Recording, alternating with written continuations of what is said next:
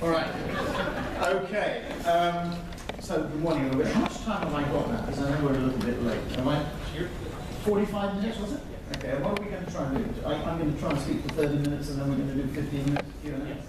Okay. So get your Q&A.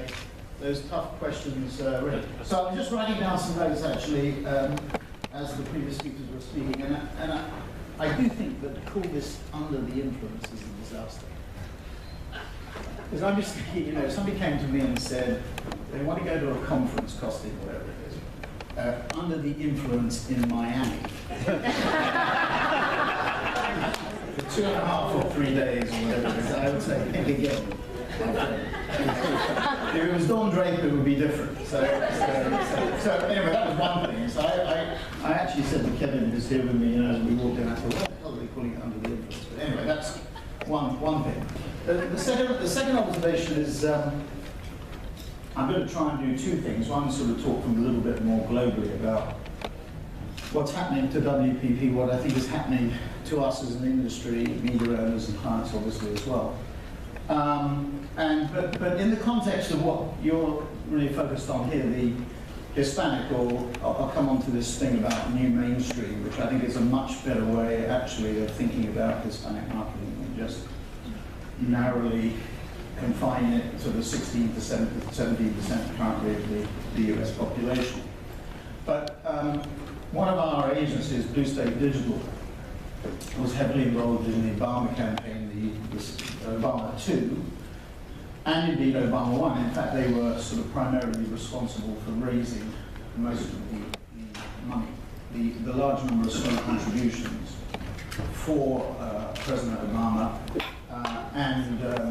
and using social media in an extremely constructive way. Now, if you said to me, and I have said this on air, live, particularly on CNBC with Joe Kiernan, who was of the opposite persuasion.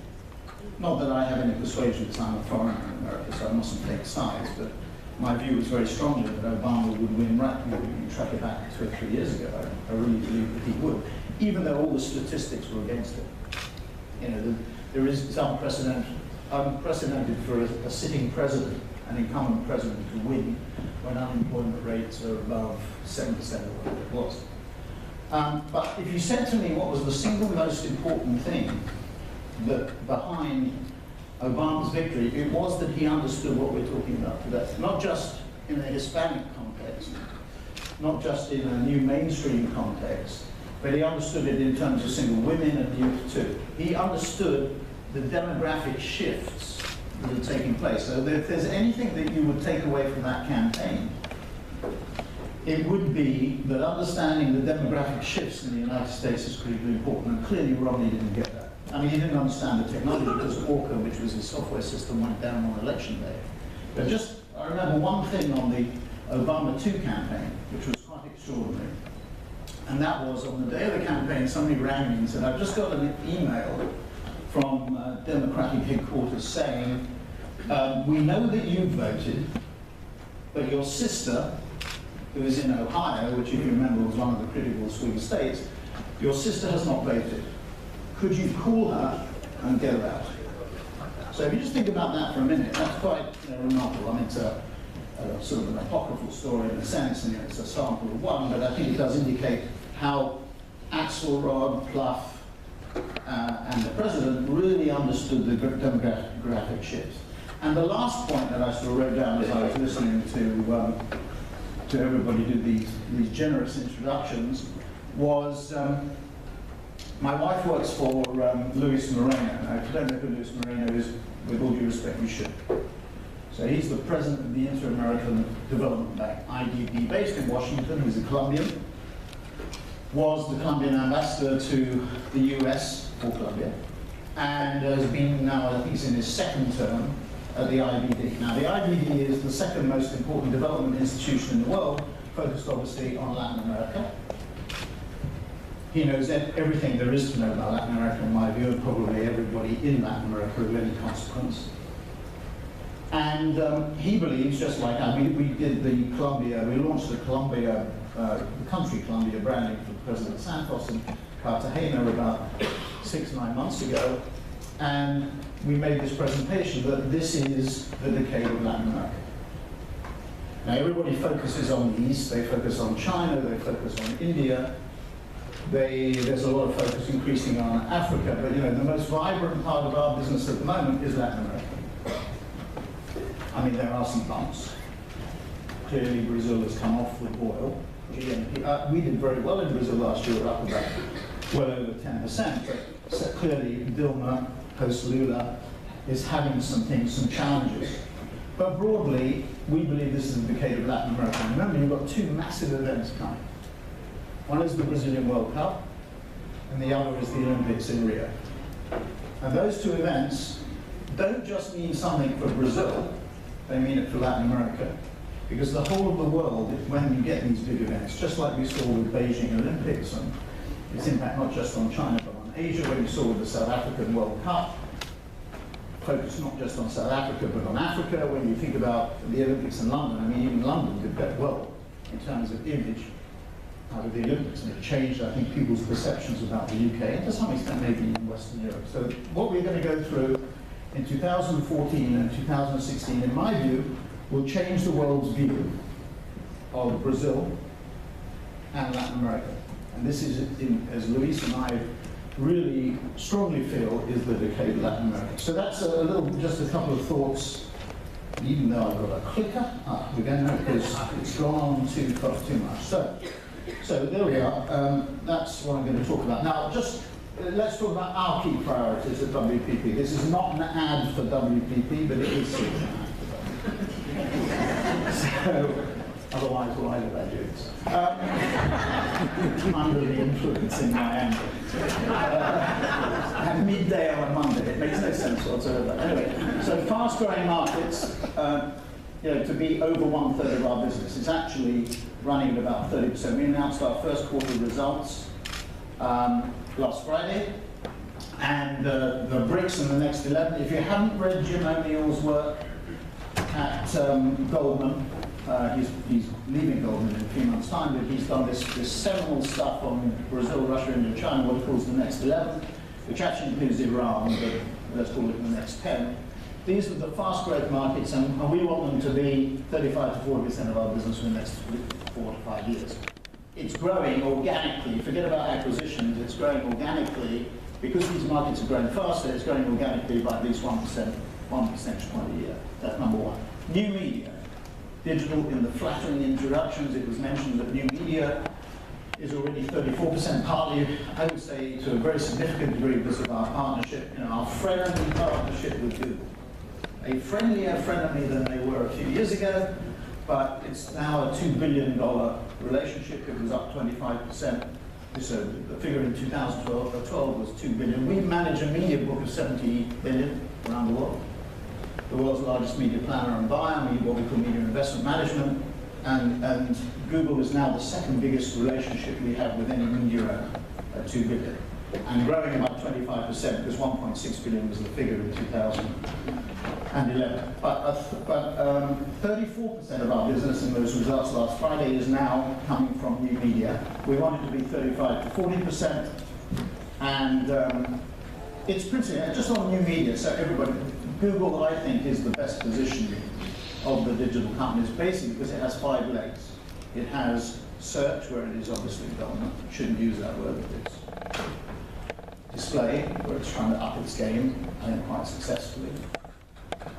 Video, YouTube being obviously the driver there. Social, Google+, obviously Facebook has the strongest position. And last but not least, make mobile. Because buying Motorola mobility, to my mind, not only gets you into hardware, but it enables you, so you understand what consumers want from a hardware point of view, but gets you to leverage the Android platform, which has been immensely successful. Now that new media piece, excluding acquisitions, and we acquired AKQA last year, so we now have 4 Forrester leaders. We have Wunderman, Ogilvy One, VML, and AKQA. So 4 out of the 7 digital leaders are inside WPP. No other group has more than one. Forgive the ad, but it's true. We want it to be 35 to 40%. So actually, there is some lap over between those first two categories, of, sort of about 5, 6, 7, 8%. So you can't add the two together and say 70 to 80% of our business will be coming from these two categories. But I would say by the time we get there, hopefully in 3 or 4 years' time, 2/3 of the business will come from these areas. Now, fast growth markets are always there.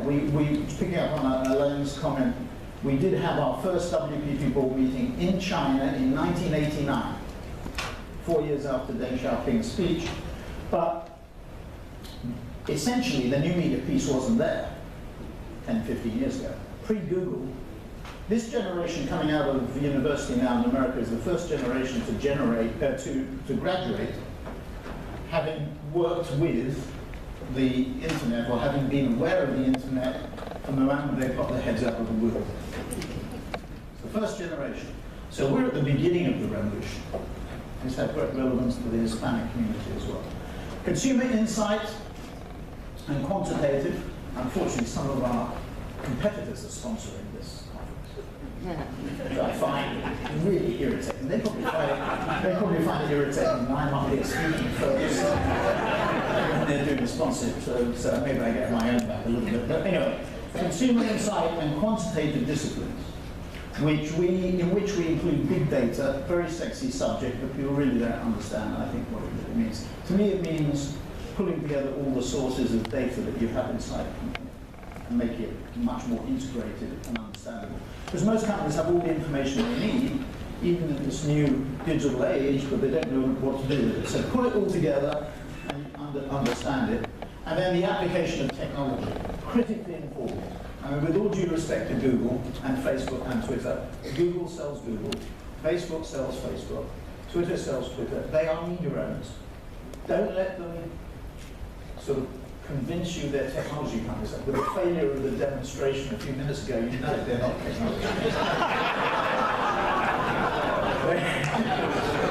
They really are media owners.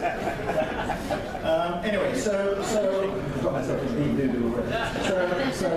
So big data and the application of technology. Our Xaxis platform, which we've now launched in 19 countries, which is our online media planning and buying operation platform, is a good example.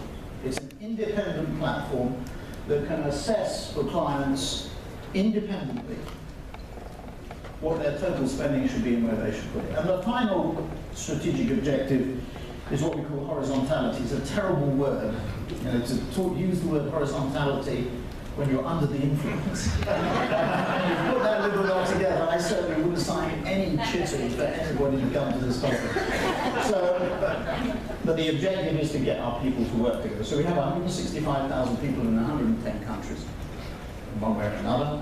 And what clients want is the best people working on their business. They're not interested in the verticals, in my view. Now, this is very sad news for the people who run our verticals, and to some extent me, because we did grow by acquisition from 28 years ago. We were a wild basket manufacturer with £1 million market cap, and we did grow by acquisition, and the brand names are very important, but increasingly what people want is people working together. So, let me just very quickly run through. So, new markets today, 30%.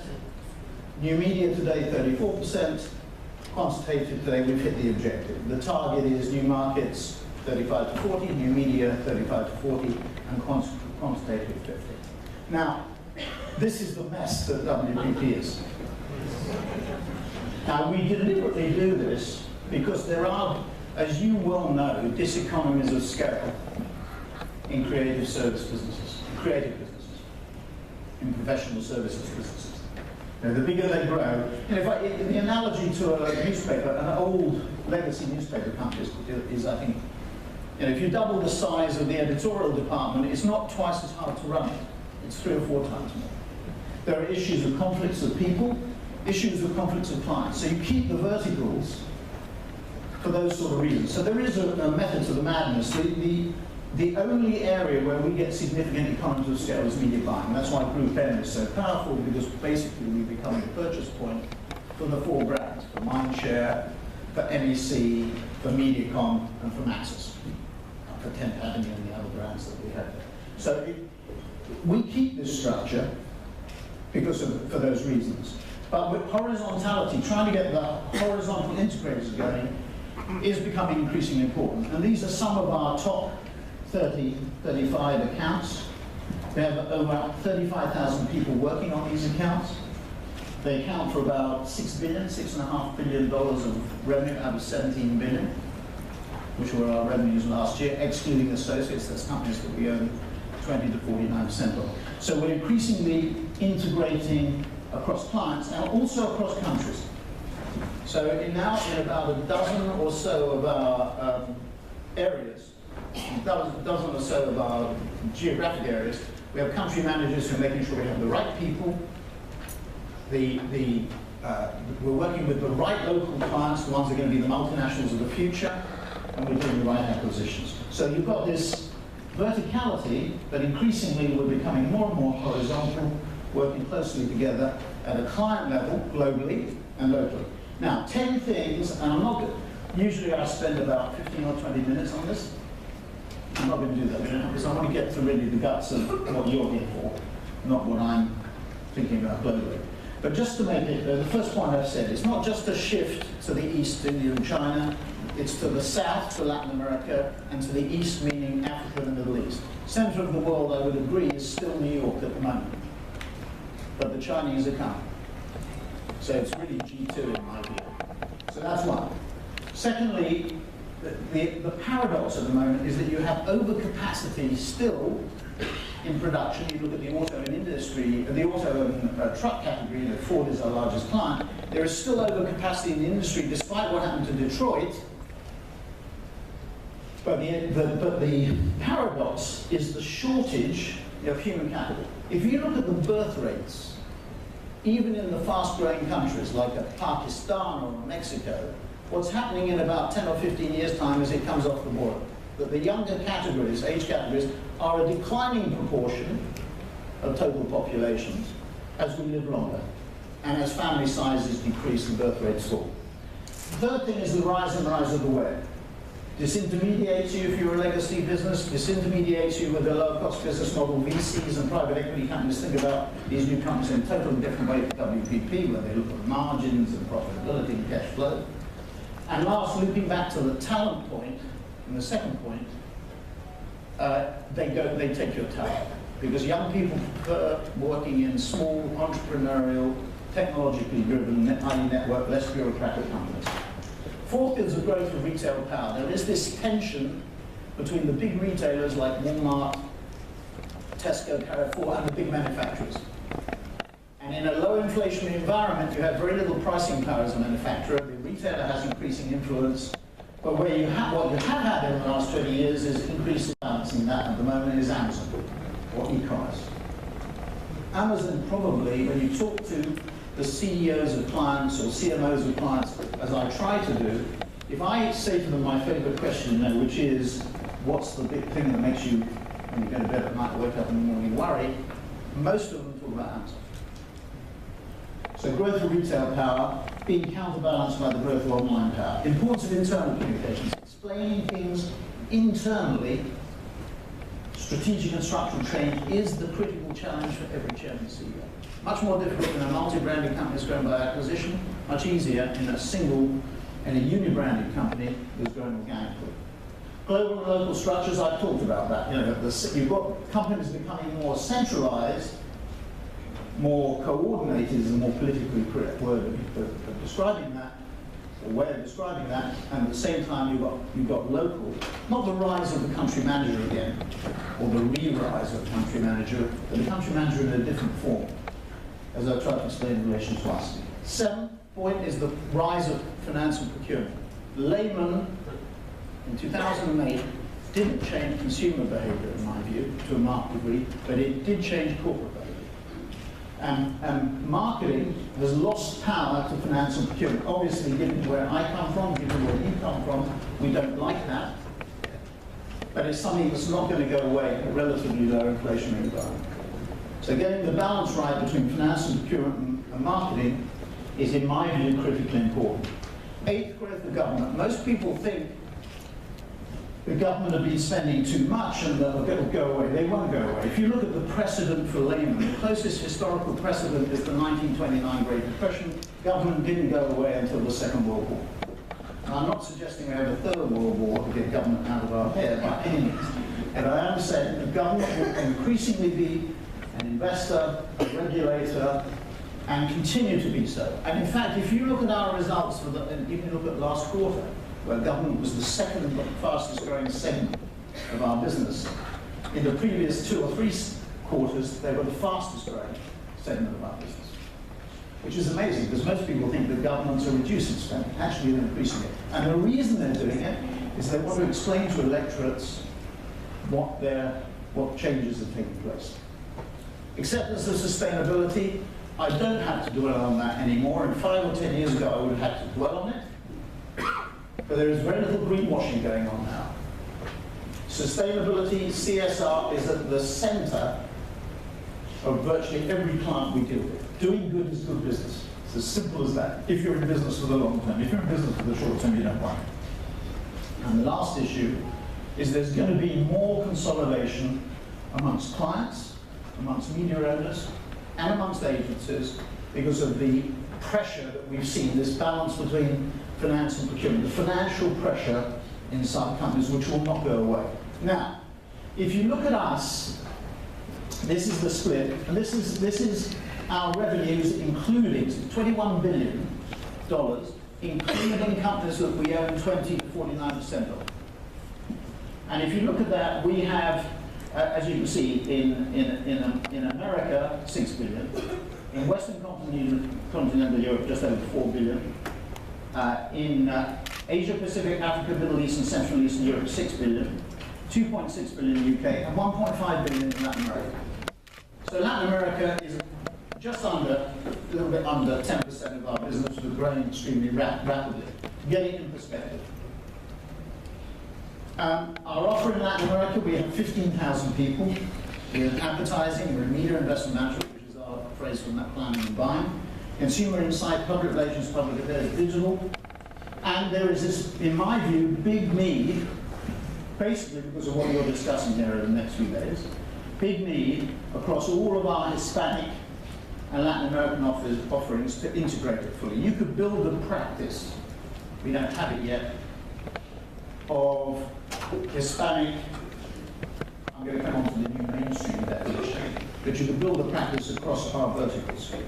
Now, a lot of talk about fast-growing markets, and as Alan said, we were first in, and despite all the yap that we hear in the industry from the trade press and everything from some of our competitors, the gap between us and our competitors actually hasn't lessened, which is quite interesting.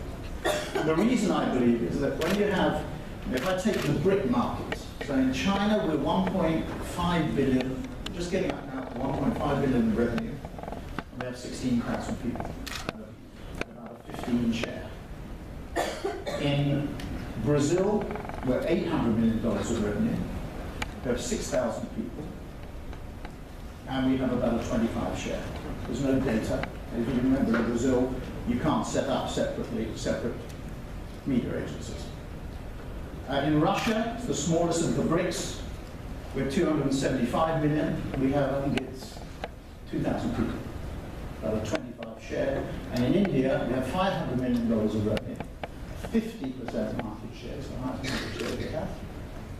And we have about, I think it's 14,000 people. But what's interesting is that the balances haven't changed, and this is Reckoner data, the latest Reckoner data. You can see in most markets, it's just media. In most markets, we have very big shares running from low 20s up to 50 in the case of India, actually. India is now up to 50, and very strong market positions. Now, let's sort of zero in on Hispanic, new mainstream, whatever you want to call it, here.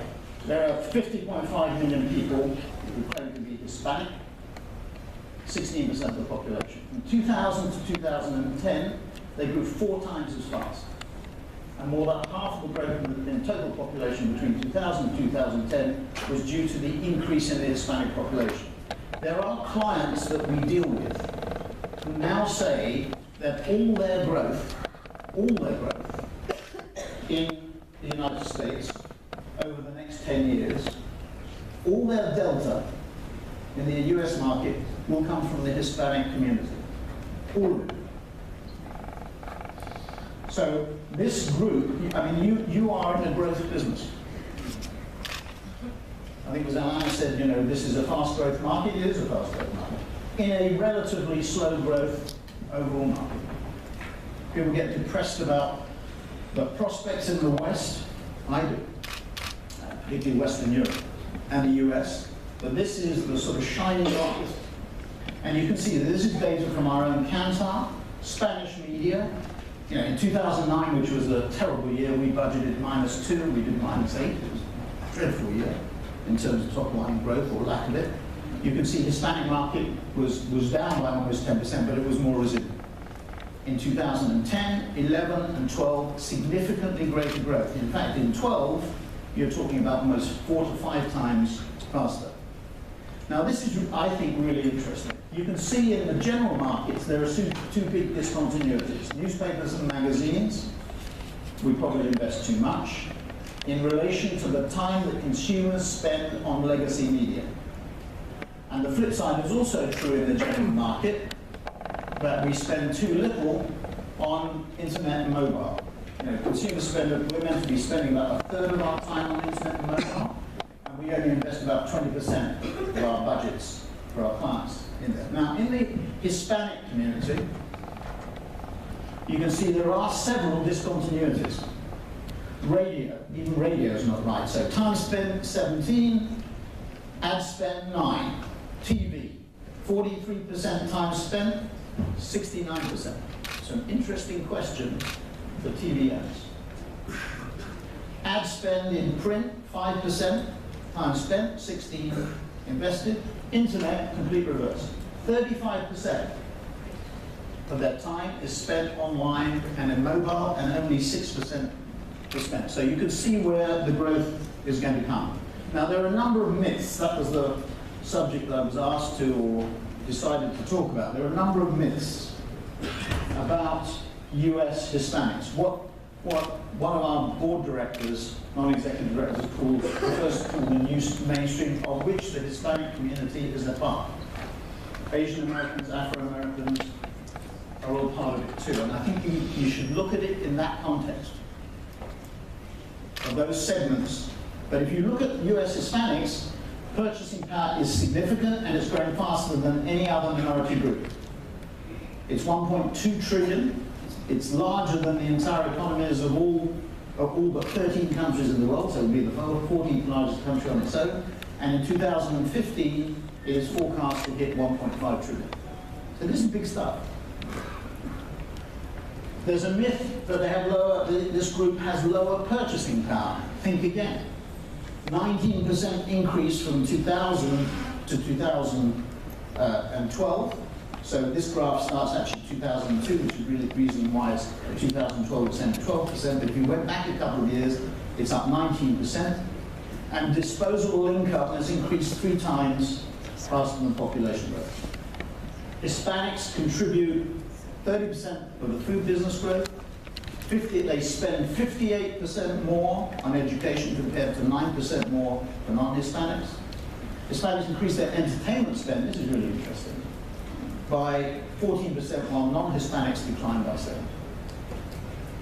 A myth, again, on the lower purchasing power. If you look at the demographic or the income distributions, they've improved significantly in 2012, but actually they're improving faster than it is for non-Hispanics. So not only is this a growing sector by volume, it's a growing sector by quality, using that word loosely. So what does all this mean for advertisers? Well, we think there's a new mainstream. We're not just focused on the Hispanic community. And it's a bi-culture Hispanics, Spanish and obviously English speaking, which there is a major component of that new mainstream. Internet penetration on wireless give rise to consumers making decisions in real time. That big data thing that I talked about, the great thing about it is you pull all your sources of information together, you put it on a dashboard, and then you make real-time decisions. And it's about the intelligent application of data and technology, which is what one of our strategic purposes is. And digital channels, as we'll come on to in a second, are absolutely key for this segment. Now, 2011 was going back to Obama and Blue State Digital and the presidential campaign, and understanding it, it's the first year, 2011, when the new mainstream was the majority of US births. And as births are now favoring the new mainstream, non-Hispanic whites are a generation away from being in the minority. I think the year is 2042, where the projections show that whites will be in the minority. But if you look at the births, look at African Americans, almost 14% against 12% weighting in the population. Hispanics, 26% against 16.7%. Asian Americans, about the same. Multiracial others, 6%, 3.6%. Non-Hispanic whites, 49.6% of the birth rate, but 63.3% of the population. That was the inflection point at the lower categories. And actually, I got an email, I can find it actually, which was quite interesting, one statistic, let's see if I can find it, which came in from our futures group.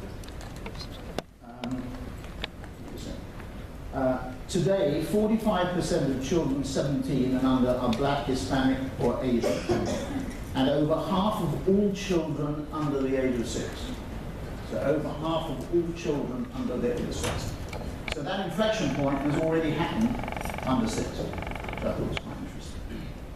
So growth in the under 13 population versus under 6 is much greater, as you can see, in Hispanic and Asian American. And the under 13 population by 2015 will almost be getting to that inflection point. So it might take to 2042 for the whole population, but it's almost there by 2015. So what are we doing at WPP about this? The answer is a fair amount, but not enough. If I was being self-critical, or critical of what we've done, and the question I will ask Alain at our next review is why haven't we done more? Okay? So we have Wing, we have Bravo, we have Uniworld, we have SCPF, we have Group M. Integrating this is very difficult, by the way, because we've got the verticals. It becomes critically important. In research, we have Noel Brown and TNS and Cantor Media and Added Value and the Futures Fund, all of which provide a lot of opportunity for integration, for horizontality, linking back with what I said before, our Latin American business. Now, on digital, we think this is the key to reaching the US Hispanics, or indeed the new mainstream. And if you look at what Hispanics, where they're spending their money on mobile, the interesting thing is, not only do they use it more, mobile, but they invest more. So they have a higher penetration of smartphone spending, than other categories, with the exception of what is called Asian Pacific Islanders. Not quite sure what's actually in there. But it's certainly more than white and more than Black African American. So Hispanics are well attuned, and then if you start to look at their behavior, this is Forrester data. Again, I'm not quite sure what creators and critics and collectors and joiners and spectators are. I know what inactives are. And there are less inactives amongst Hispanics. Most of the people in this audience after I finished with them for half an hour. But the bulk of them, the bulk of the inactives, are not in the Hispanic category. And people who are more heavily engaged with digital are in the US Hispanic community. And you can see the indexes on the right. You index it at 100, and you can see that in every category, creators and critics and collectors and joiners and spectators, it is much more heavily indexed. And then if you look at the amount of time, the hours that are spent on these various activities, in every case, with the exception of email, so in social networking, in voice call, in text messaging, instant messaging, voice call on landlines, Skype, etc., Hispanics are much more active. So that slide that talked about where we spend the money and where people are spending their time is critically important. So it's absolutely key, in our view, digital, to reaching the new mainstream for US Hispanics. 36% of Hispanics versus 24% non-Hispanics claim the internet advertising motivated them to go to retail. 61% of Hispanics made a purchase in store as a result of seeing online ads. So you can see that Hispanic penetration will be heavily determined, of those market segments are going to be heavily determined by use of digital. So what does all this mean finally? US Hispanics and indeed newsstream is a large and growing opportunity. And you probably could get away with spending a week on it here in Miami, rather than 2.5 days. The audience cannot be effectively reached only through traditional media. It really needs the power of new media. And their purchasing power is growing and very significantly. And in a market, if you back off for a minute and look at the likelihood of what US market growth is likely to be, given where we are on the $16 trillion of debt in the US market, given where we are on presidential and congressional relationships, this segment is going to become more important. Remember what that one client said. 100% of their growth, package goods client, is going to come from this segment in the United States. That's their hope for growth. And the reason for that is the purchase power is growing. So for advertisers, what does it mean? It means the new mainstream, not just US Hispanics, Asian Americans, Afro-Americans. It means internet penetration and digital give rise to consumers making decisions in real time. It means that we have to apply data and technology more effectively, and it means that digital channels are key to reaching that audience. That's it. Thank you very much.